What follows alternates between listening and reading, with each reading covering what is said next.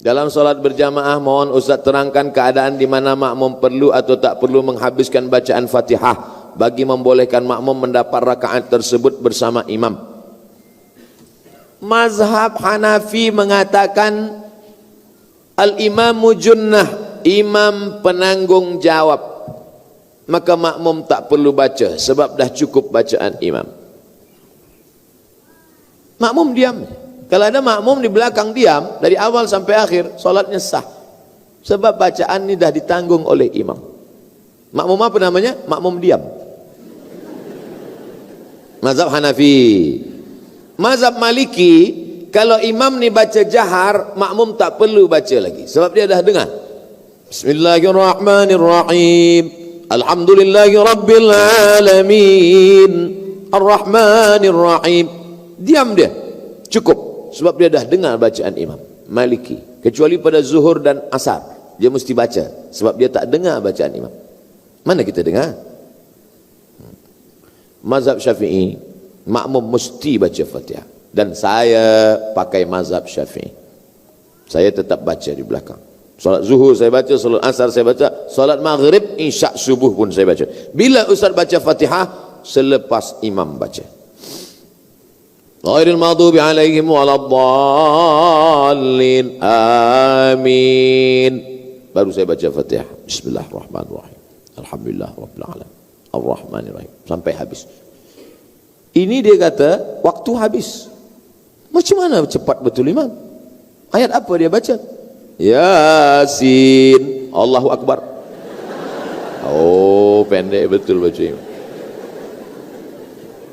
Bila kita sampai ke masjid, imam itu nak ruku, Allahu Akbar. Man adraka raka'atan faqad adraka salah. Siapa yang dapat ruku, maka dia sudah dapat satu rakaat.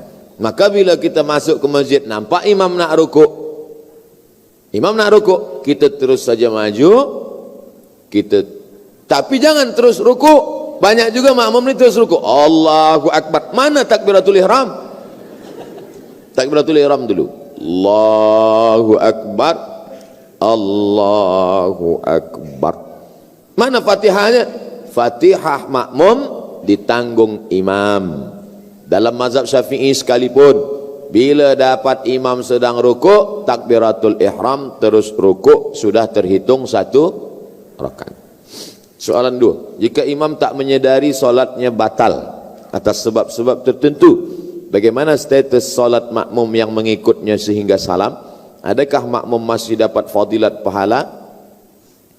Kita sembahyang, manakala imam sujud, Allahu Akbar, nampak di tumit imam apa tu? Cat. Orang Kuala Lumpur sebut cat juga, pen.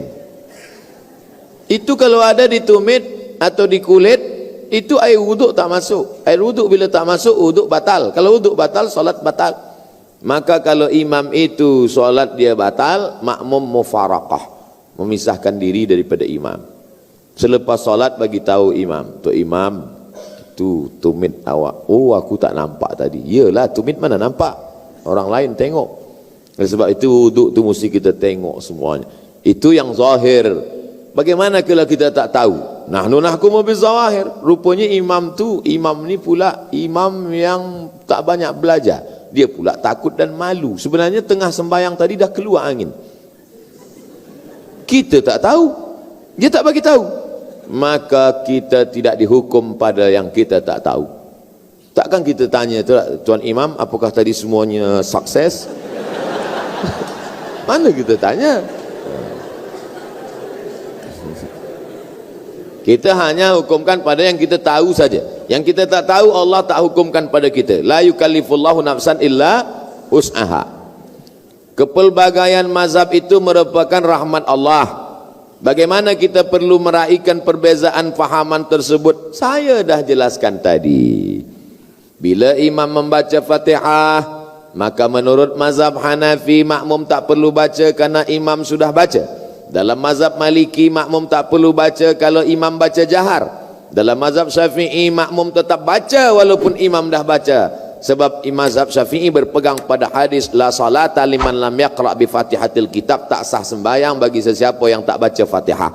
Saya sampaikan 3 mazhab, tapi saya jelaskan dalam perkara ini saya berpegang pada mazhab Syafi'i. Kenapa Ustaz sampaikan 3 tadi?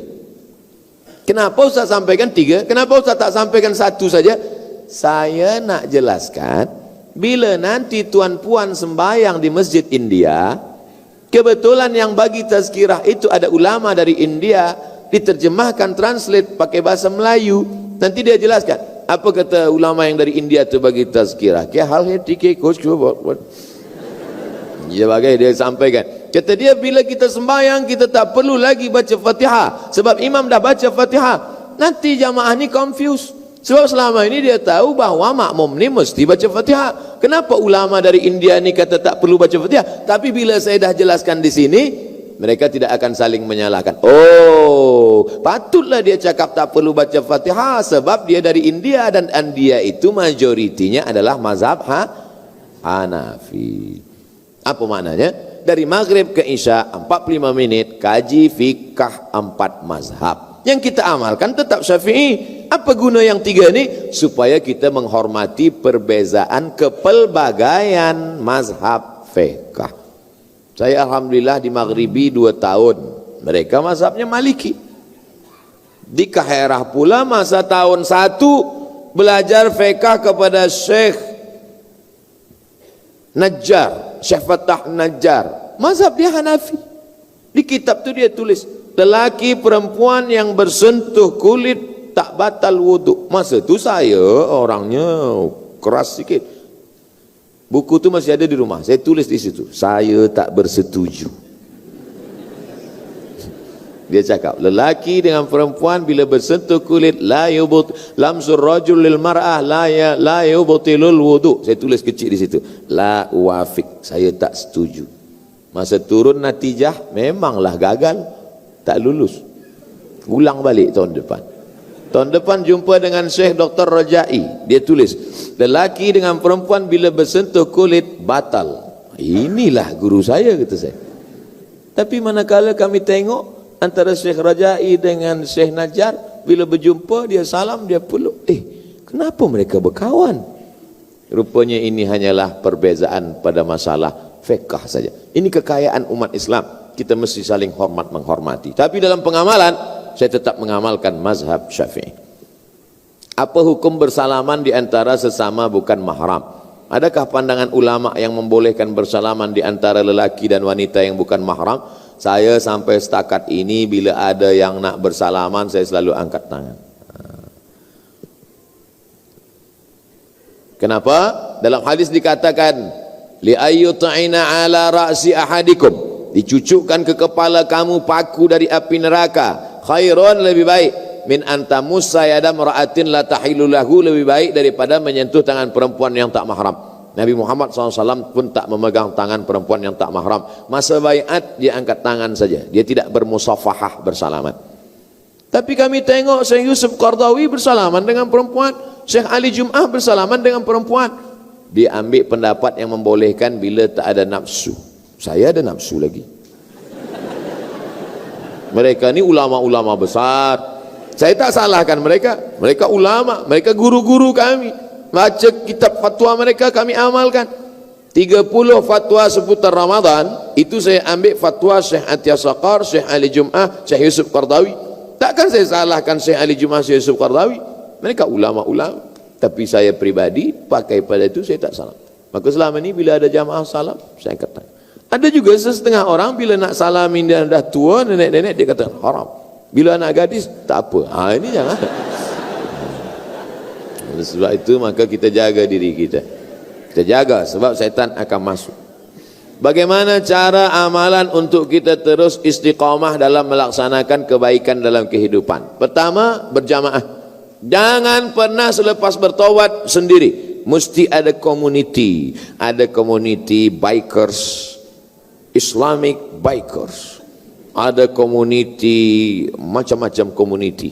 Ada di Riau, di tempat saya bagi tazkirah, macam-macam community. Mereka ajak saya, Ustaz Somad, kita pergi ke sana naik ke motosikal. Okey, saya ikut. Sebab nak ikut komuniti mereka supaya mereka dekat lagi kepada agama Allah Subhanahu wa taala. Buat komuniti. Yang kedua, selalulah melihat orang mati. Sebab dengan melihat orang mati itu kita ingat mati insyaallah. Man syahidal janazata hatta tusalla 'alaiha. Siapa yang menengok jenazah hingga disolatkan, lahu qirat, dapat pahala 1 qirat. Wa man syahidal janazata hatta tudfan. Siapa yang ikut menengok jenazah hingga masuk ke liang lahat, lahu qiratan, dapat 2 qirat. Apa 2 qirat tu ya Rasulullah? Mithlul jabalainil azimaini, seperti 2 bukit Uhud. Masuk ke liang lahat, sambut jenazah, letakkan ke bawah. Yang belum pernah buat, buat. Rasakan. Naik ke atas, orang tanya, macam mana rasanya? Susah nak diungkapkan dengan kata-kata. Meleleh air mata. Saya letakkan jenazah itu ke dalam, dianjurkan supaya hidung itu dibuka, kain penutup muka ditempelkan, hidung ditempelkan ke tanah. Cuba kita bayangkan kalau kita lah yang menjadi itu. Masuk ke dalam lubang, hidung ditempelkan ke tanah, lepas itu ditutup dengan kayu, habis itu ditimbun, mereka semua balik dan kita sendiri dalam. Cuba bayangkan. Apa yang boleh menolong kita? Jamaah miti yang 1000 orang ni, ada tak yang nak mengawani saya agak semalam? Semua dah menggeleng. Oleh sebab itu maka sadarlah kita saat itu. Maka insya Allah selalu saya tiap bulan kalau ada kabar Ustaz Abdul Somad ini ada jamaah meninggal dunia, saya datang. Sebab ada nasihat. Orang tak bagi nasihat pada saya. Saya jumpa pada Habib, Habib bagi saya nasihat. Cukup sudah. Doktor bagi saya nasihat. Cukup sudah. Mana nasihat yang paling masuk ke telinga, ke hati? Nengok orang mati. Buka, tutup mukanya, cium. Sejuk macam ais. Saya selalu. Tapi yang cium ni sesama lelaki. Jangan bini orang pula cium. Oleh sebab itu maka selalu tengok orang mati. Wa kafa bil mauti wa anza. Yang ketiga, tengok saudara-saudara kita yang istimewa, yang kekurangan. Sampai saya ke masjid, maaf beribu maaf, rupanya tangan dia bekas kena api terbakar. Dia angkat tangan dia berdoa lama. Saya di belakang. Saya tengok, ya Allah, aku yang sihat selama ini mengangkat tangan kejap je. Dia yang kau uji dengan begitu lama tangannya ke atas. Baru kita sedar. Banyak nasihat yang kita tengok tak tertulis di buku, bukan ada kertas, bukan ada dalam kitab, tapi kita tengok dengan mata kita sendiri. Banyak orang-orang yang kekurangan dari physically dia, tapi sesungguhnya batin dia jauh lebih sempurna daripada kita. Kita pula physically kita sempurna, tapi batin kita cacat. Na'udzubillah. Oleh sebab itu 3, jaga jamaah, tengok orang mati, tengok orang yang kekurangan, insya-Allah kita akan istiqamah. Last. Kebahagiaan hakiki untuk diri saya apabila saya gembira dapat memudahkan orang lain. Soalan saya, apakah nilai kebahagiaan ini akan menjadi tidak ikhlas sekiranya ada insan mengambil kesempatan di atas kebaikan kita? Kita beramal hanya disuruh sesuai kemampuan kita. Kata Imam Fudail bin Iyad, tarkul amal li ajlin nas syirik. Tarkul amal li ajlin nas riya. Wal amal li ajlihim syirik. Tak jadi beramal kerana takut dipuji orang, riya. Masuk masjid, masuk surau Al-Rahman, nak salat sunat tahiyatul masjid, tengok kanan banyak kawan, tengok kiri banyak kawan. Tak jadilah. Kenapa awak tak jadi tahiyatul masjid? Saya takut dipuji kawan, riya. Jadi bagaimana? Laksanakan saja. Usolli sunnat tahiyatul masjid raka'atain lillahi ta'ala. Allahu Akbar. Tapi dalam hati ada rasa aku lebih. Hilangkan. Yang tak boleh itu kita sengaja pesan ke kawan. Brother, aku nanti bila masuk tahiyatul masjid, tolong kau ambil gambar ya. Lepas tu kau masuklah dalam FB kau. Status. Aku nak tengok berapa like ni. Wal amal li ajlihim, beramal kerana orang lain, itu yang dilarang. Kita buat saja apa yang kita buat. Kerana kalau kita nak selamat dari kepentingan orang banyak, selamat dari cakap orang, kita tidak akan pernah beramal. Yakinlah itu. Pemuda-pemuda belia, orang yang baru taubat pergi ke masjid, dipuji orang. Oh, awak rajin sekarang ke masjid. Esok dia tak ke masjid lagi, takut dipuji orang. Ustaz Somad, saya tak ke masjid lagi. Sebab apa? Takut dipuji orang. Pergi ke masjid, langkahkan kaki, pergi berinfak, senangkan orang lain, mudahkan urusan orang lain. Siapa orang yang paling bahagia? Orang yang membahagiakan orang lain. Mudah-mudahan kita termasuk orang yang membahagiakan orang lain, insyaAllah. Amin ya rabbal alamin. Mohon bahan sumbangan tabung surau Ar-Rahman. Apa tanda orang bahagia? Maka dia membahagiakan orang lain. Apa tanda dia bahagia? Maka dia ikhlas memberikan apa yang boleh menolong agama Allah. In tansurullaha, kalau kau tolong agama Allah, yansurkum, Allah akan menolong kamu, memudahkan urusan kamu. Maka dia bagilah sebagian daripada hartanya, karena itulah yang akan kekal abadi. Kalau di dalam poket dia ada 1.000 ringgit, yang dia keluarkan 100, yang dia bawa mati yang 100, itu apa yang 1.000? Saya ulang sekali lagi. Kalau di dalam poket dia ada 1.000 ringgit, yang dia serahkan ke surau Ar-Rahman ada 100. Kalau dia mati, yang dia bawa yang 100, itu apa yang 1.000? Yang 1.000 itu akan tinggal, diambil ahli waris, habis. Maka serahkanlah sebanyak-banyaknya ke surau Ar-Rahman. Itulah yang akan Tuhan bawa mati, menolong. Tak percaya cakap saya? Tunggu malaikat maut datang. Itulah mana iman. Itulah iman. Simpan. Ustaz Abdul Somad, kakak saya itu, masa dia hidup dulu, bila dapat duit dia beli emas, bila dia dapat gaji dia beli emas, bila dia dapat dia beli emas. Saya tengok, mata saya menengok emas dia satu cuci tangan. Tempat basuh cuci tangan tu, itu emas semua isi. Saya tanya, mana emas tu sekarang? Habis diambil laki dia untuk bini baru. Saya bukan nak takut-takutkan puan. Maka kalau ada emas-emas tu sekarang, bagilah ke surau Ar-Rahman. Kalau tak percaya, cubalah. Tuan-tuan dah siap kan? Mereka malu je sebenarnya. Sekarang boleh gelak, tapi di jalan dia berfikir, betul juga kata Ustaz. Tapi jangan sebab ni nanti balik berkelahi pula. Adinda, mana T.O. abang? Buatlah sendiri. Patut mata engkau tajam tengok gelang aku ya. Tidak, niat saya baik, bukan niat nak buat orang bergaduh. Di akhir majlis, mari kita sama berdoa kepada Allah, mudah-mudahan kita istiqamah dan mati husnul khatimah. Ala hadhihi niyah, untuk niat yang baik ini. Al-Fatihah. A'udzu billahi minasyaitonir rajim. Bismillahirrahmanirrahim. Alhamdulillahi rabbil alamin. Ar-Rahmanir Rahim. Maliki yaumiddin. Iyyaka na'budu wa iyyaka nasta'in. Ihdinas siratal mustaqim, siratal ladzina an'amta 'alaihim ghairil maghdubi 'alaihim waladdallin. Amin. Allahumma ja'alna minas su'ada al-maqbulin. Jadikan kami orang yang berbahagia kerana amalnya diterima Allah. La ta'ja'alna minal ashqiya al-mardudin. Jangan jadikan kami orang yang sengsara kerana amal tak diterima Engkau ya Allah. Allahumma anzilir rahmata wassalamata wal barakata ala hadhil jamaah. Turunkan keselamatan, kerahmatan, keridaan, keberkahan kepada seluruh jamaah warga MITI ya Allah. Allahumma tahhir qulubana, sucikan hati kami dari penyakit riya, sum'ah, merasa diri lebih baik daripada orang yang lain ya Allah. Allahumma inna nas'aluka salamatan fid din, berikan kami keselamatan dalam agama, berpegang pada ahlus sunnah wal jamaah. Wa afiatan fil jasad, sehatkan badan kami jauh daripada penyakit zahir dan batin. Wa barakatan fil rizqi, berikan berkah rezeki sehingga kami boleh berinfak, berwakaf dan bersedekah. Wa taubatan qablal maut, berikan kami taubat sebelum kami mati kerana banyak dosa. Wa maghfiratan ba'dal maut, berikan kami ampunan selepas mati. Wa rahmatan indal maut, berikan rahmat ketika mati.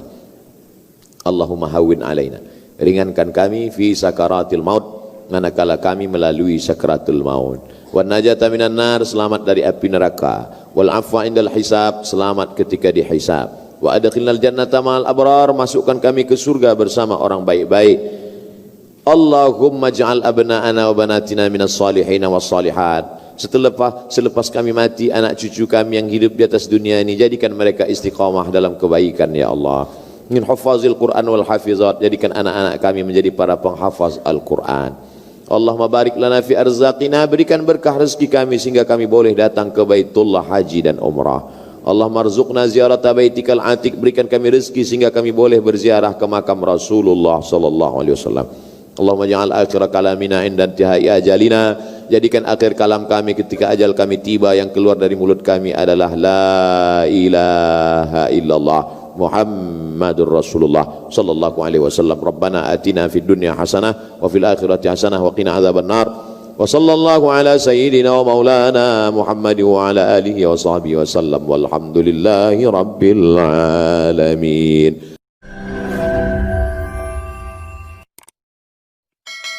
Jangan lupa subscribe, like and share.